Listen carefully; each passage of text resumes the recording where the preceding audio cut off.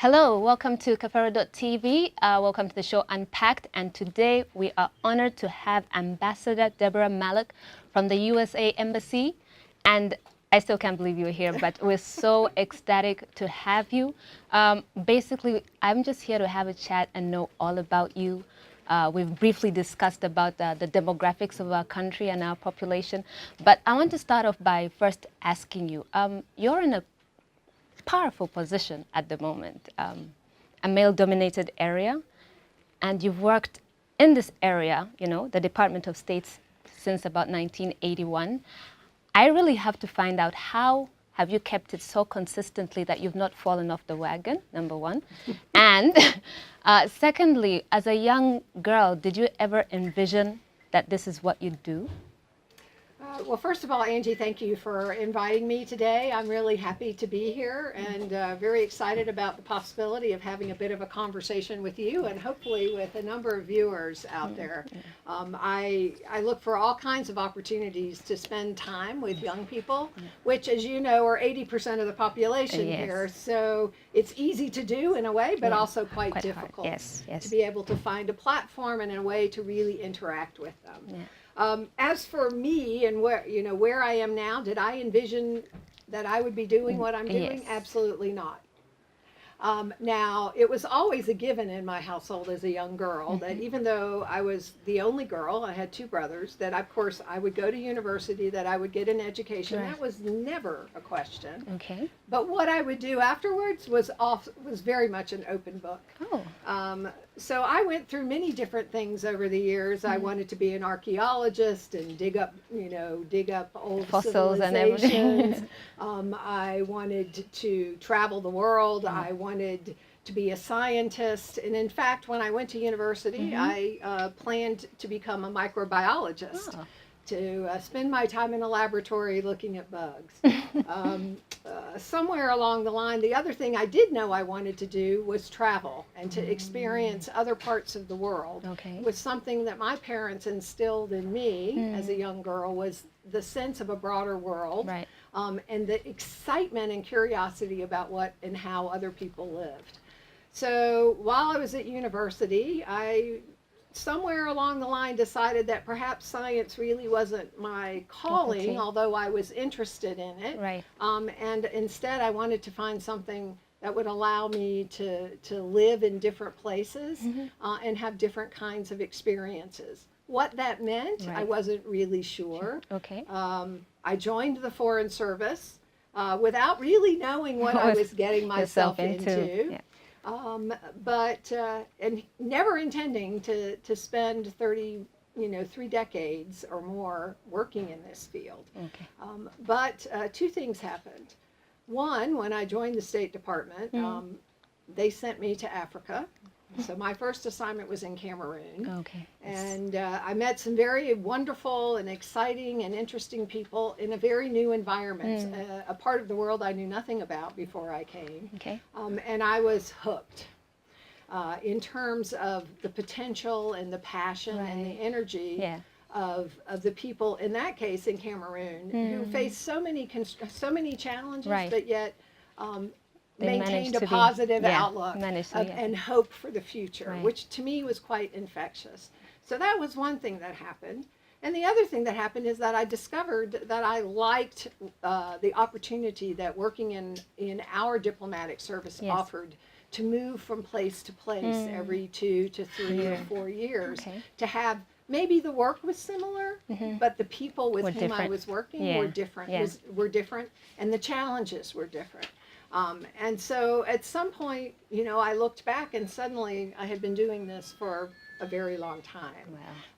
Not always an easy task, because women were very much in the minority in this field. And we had to work twice as hard to prove that we were just as capable or just as good at what we did. But I had also been raised to believe by my parents that if you just do your job and you do it well and you set high standards for yourself, that eventually you will receive, that will be recognized and it will pay dividends. And so with a little bit of luck, some skill, And hard work. and a lot of hard Yes. work, I've ended up where I am now, which is the privilege and honor to represent my country and my Right. government overseas as a U.S. ambassador Right. for the second time. Yes. Never imagined in my life that it would happen. Even when I joined the State Department in 1981, Yes. I Never never crossed your expected to go mind. this far. Amazing. You brought up a subject which we are still struggling with, which is women not being considered as equal as men. When you were at Zimba, what I was talking about, when you said your speech and you said that an average Ugandan is a 14-year-old girl living in a family of 6 and will likely drop out of school before high school with a 1 in 4 chance of being pregnant. We've actually also recognized, because at Kafeero Foundation, obviously we're doing the Google Digital Skills Training. Right. We're in partnership with Centum to train 10 million youths across 25 countries in the next 5 years. But we see it, when you go maybe to train in a technical school, you might find 2 girls. And as Kafeero Foundation, we said, no, we can't do that. We have to start working on programs that, include just about everybody. So I also looked at some of the programs that you offer, and even just nationwide entrepreneurship and everything. But I realize it's done at a much later stage. Maybe someone goes to high school, then they're like, okay, let me go to vocational or after university. But then we realize that 50% of our nation is actually under the age of 15. So we're actually neglecting the future. And so we, as Kafeero Foundation, have said we want to start going into schools. And we're also working with Global Peace Foundation, who are also teaching about creativity and character, which is very, very crucial, especially in the day of automation. Would the U.S. mission consider partnering with young organizations like this? Because it seems a little hard to get to the top, because I think that there's that generation barrier, which we call Generation Z, Y, baby boomers. And it was shocking to me to realize that most of maybe CEOs who are over 65 are only 2%, and then 55 and above is 2%, and then under the age of 30 it's 80%, and yet they're not getting the skills they need. Would the mission consider working with young people or young organizations that want to go at a lower age? Because we know even like from age 1 to 4 is very important for a child. Well, certainly we would agree that there are very many very critical and formative stages in the lifetime of an individual. Our challenge, of course, is not being able to do everything. And so we don't have, limitless resources. Right. And so really trying to identify where we can make a difference or where we can have an impact Right. and really bring some value added is always a challenge. There's always much more that we could do. Right. A lot more we'd like to do, but our ability to do it and deliver a quality program is always the challenge. Yes. So while we target youth, and we are quite liberal in the definition of what that means, Right. but the reality is that much of it happens at sort of at least secondary school and above, Yes. but not always, because sometimes we do have opportunities. We have partners who offer us, who come forward and to apply for a grant or Right. to make a suggestion about a particular program that, as long as it fits into sort of our overall objectives, Right. which are to provide opportunities to introduce to young people to do entrepreneurship training, Right. leadership training. Right. We've done some coding for girls, for example. We have done some other sorts of STEM activities Yes. with a slightly younger age group. But again, the challenge is we can't do everything. Yes. And so it becomes very, very difficult for us to be in every area, age yes. segment. But we are quite focused in the mission about how all of our programming, whatever it is, whether it's in health or education or in entrepreneurship, how we can create a better environment and touch the life of that 14-year-old Right, girl. right. Because that's really the center of what we're trying to do, because we know if through some of the activities that we have working with Ugandans, and in some cases in partnership with the government, but also with all the other partners that we work with. If we can improve her possibility and her potential, even if it's keeping her in school for a year or longer, or providing her with a livelihood skill that may actually help her earn an income and help her family or her community, Uganda will be better off for that, having made that difference in that one girl's life. Yeah. Well, you've talked about all the amazing work you do, and it was interesting that I'd speak to just people randomly, just trying to do some research, and you ask them, so what do you know the American Embassy for? And everyone's like, well, to get visas. But well, I was also quite surprised to see that you actually do have quite a lot going on. Some of the examples, YALI, the Mandela Fellowship, cultural exchange program, you have the American Center, like the electronic library, you have educational advisory center, and then the report that you brought out, was it 2016? Yes. Yeah. I found something really interesting on that report when I actually realized that you'd spent about $800 million on helping Uganda. And myself as a youth, I hope somewhere that I've actually felt a service from any of that money donated. That's the question. When we look as youth and we say, you see a staggering amount of money that's been spent, and half of it almost on health, and we've recently had some situation in the health sector. Should I say, or can I ask, does the mission have to pass it through a specific channel, or you can look at different areas? One of the things that was going through my head is, like, for example, most of the grants can be that they're going out to a specific group of people who have come up with an idea, $50,000. And I'm thinking, is there a way it would be considered where instead you take 10 people and divide that sum of money? Well, you asked a couple of very good questions. First, let me say that of the about $800 million that the U.S. government puts into Uganda every year, this money goes to help Ugandans. It does not go to the government. Okay. We implement our programs not just in Uganda, but globally. Our assistance programs, almost 100% are implemented through partners. Okay. So through, in some cases, larger partners who then subcontract or work through smaller community-based organizations, because our accountability requirements for our Congress to account for every penny is so onerous that unless you're a large organization with some capacity, it becomes very difficult. So we feel very strongly that the vast majority of the money that we put into Uganda every year actually ends up where it's supposed to be and providing the benefit that it's supposed to provide. Now, it manifests or is seen in different ways, right? In the health sector, where we put the largest share of our money, a lot of it goes to supporting the fight against HIV/AIDS. So in actual procurement, for example, of ARV, of antiretrovirals for people on treatment, but a host of other activities that go on related to ensuring that Uganda can get control of that epidemic.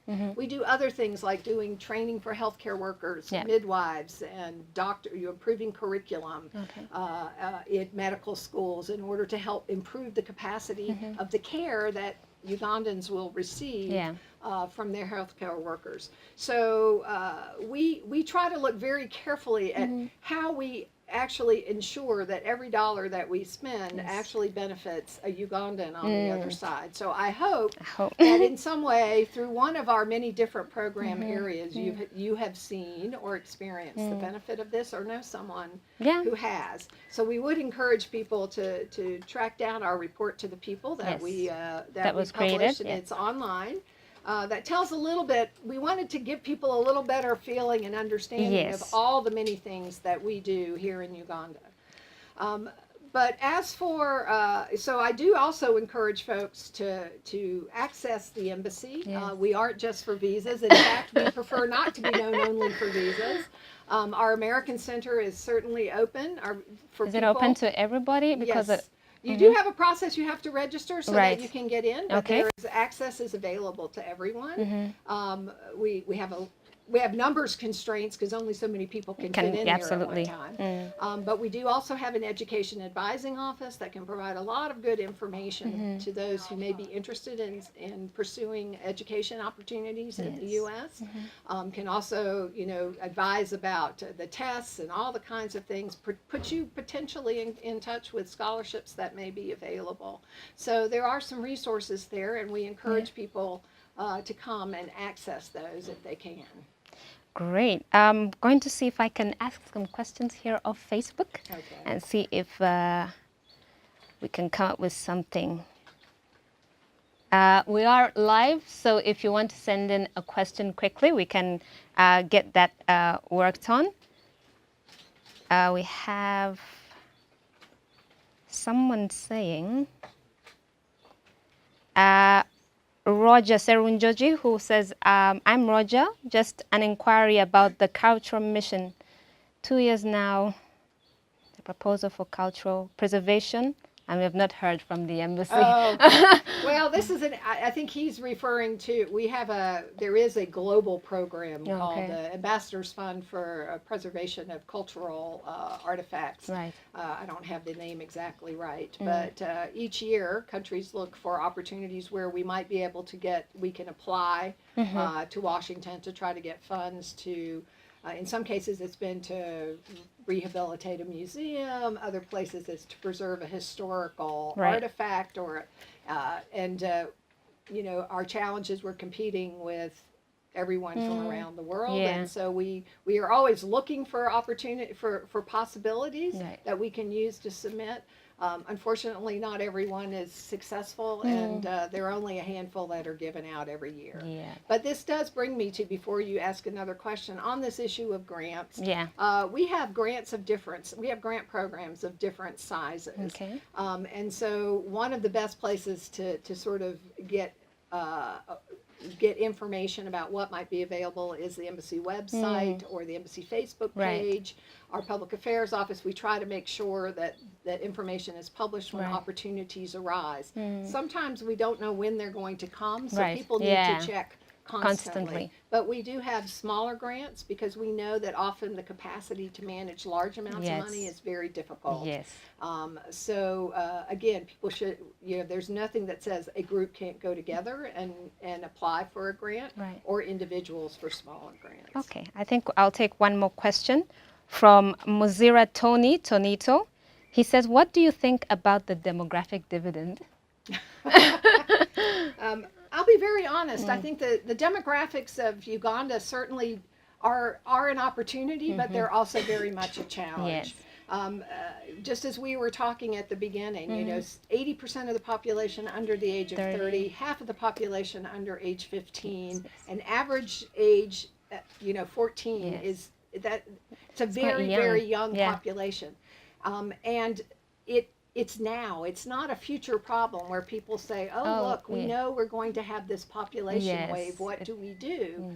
It's here. And the ability to adapt and figure out how you ensure that each and every one of those about 1 million new Ugandans who are born every year has the opportunity to reach his or her potential. It's a challenge.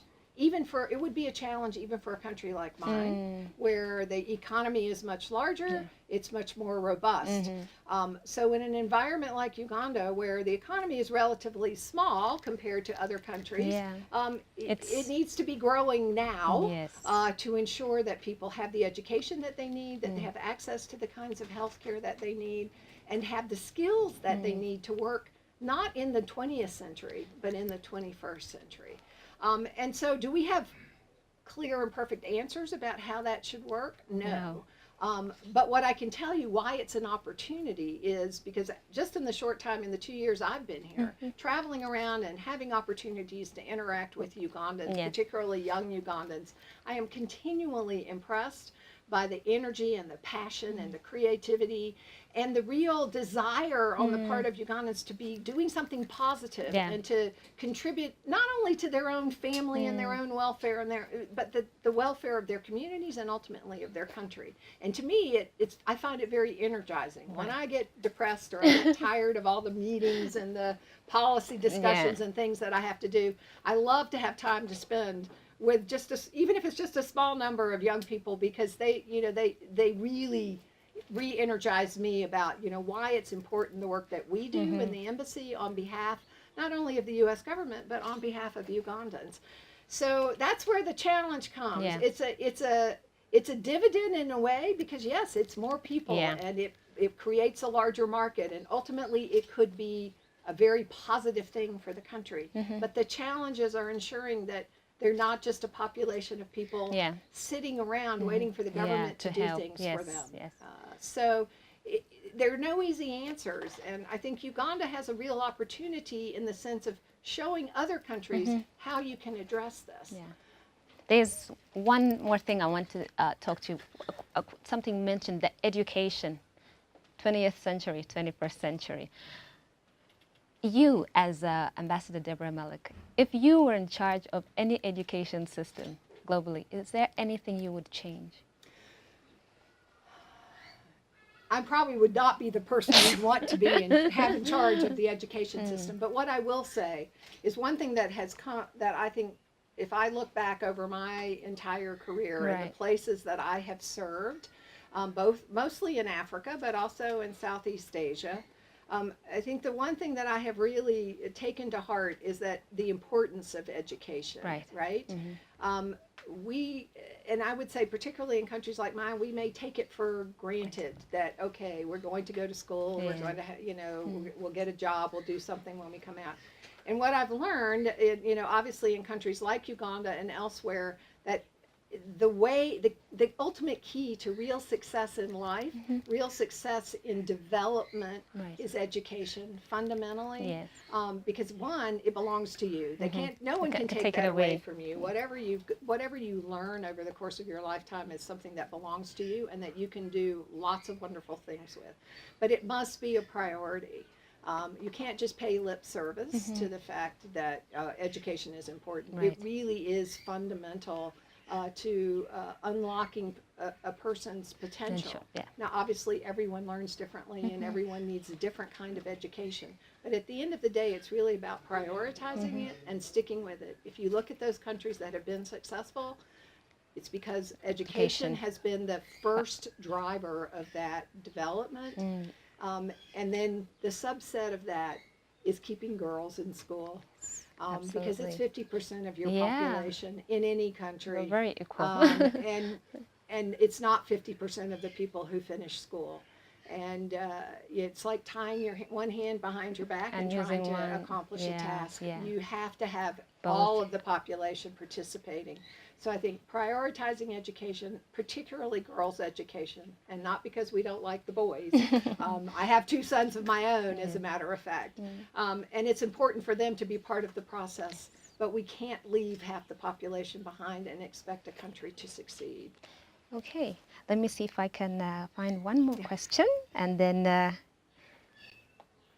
in our country, we've talked about education, but hello, I would like to understand more about the Yali program. I received a certificate in girls and human rights. How best can I use it? Well, for the YALI program, our Young African Leaders Initiative, of course, we have a couple of different ways that people can access that program. We have our flagship program, of course, which is the annual Mandela Washington Fellowship, which is a very competitive process. And in fact, we are in the process at the moment of reviewing all the applications for this coming year. And it's a rigorous process because there are a lot of Ugandans who are eager to participate, and a lot of very good and talented ones. So we've had about 100 people so far from Uganda who participated in that program since it was started. We have, in addition, we have the Yali leadership, Regional Leadership Center in Nairobi, which is open to folks from all over this region. Okay. There have been about 100 Ugandans who've applied on their own and gone and participated in programs on entrepreneurship, on leadership. And we would certainly encourage more folks to apply. In fact, we hear that Ugandans are the largest number of participants in the program there, which just shows that there are a lot of very motivated young people here. And we would encourage you to look into those opportunities. And then we have just sort of a broader Yali network. Right. And we would certainly encourage people to find out how they can connect into that, because there's a lot of cross-border activity and transglobal activity that happens through that network. It's really quite amazing to watch. As far as the specifics of how she can put this, he or she can put this to work, that's probably beyond my pay grade at the moment. But certainly connecting in with others who have ideas, who hear about things, and certainly our website and our Facebook page is a way to perhaps give them some ideas. Okay. One question. You've spoken about the campus in Nairobi, and which is all down to digital or digitization. What do you think Uganda will be like if it doesn't get its population skilled with digital skills? Well, I think it's a challenge for all countries, right? And it's particularly hard in developing countries where resources are limited. Right. But I think one thing is quite clear to all of us, that technology is here to stay and is a platform that we need to learn how to exploit better.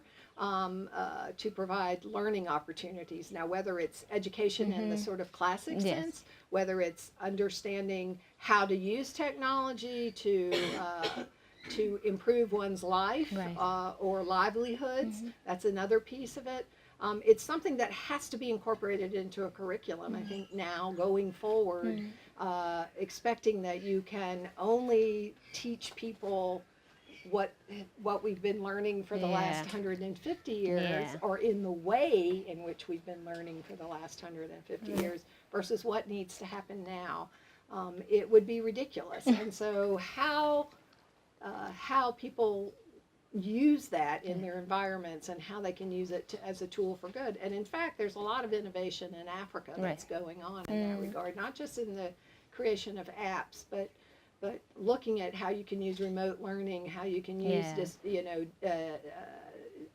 digital platforms to be able to expand the opportunities to people. Yeah. Ladies and gentlemen, this was Unpacked with Ambassador Deborah Malac. We discussed just about everything: education, digital skilling, entrepreneurship, her past. We really want to thank you for honoring our invitation to come and spend some time with the young people. And we hope to have you back soon. Certainly. Well, thank you again for allowing me to come and spend a little time with you. Appreciate it. Thank you so much. Thank you. And to our viewers, thank you so much for those who participated, those who sent in your questions. We thank you. But if you want more information about the U.S. mission, please kindly go to their website. You'll be able to find all the information that you need over there. Thank you so much for watching. I was your host, Angela Mirembe. Have a good evening.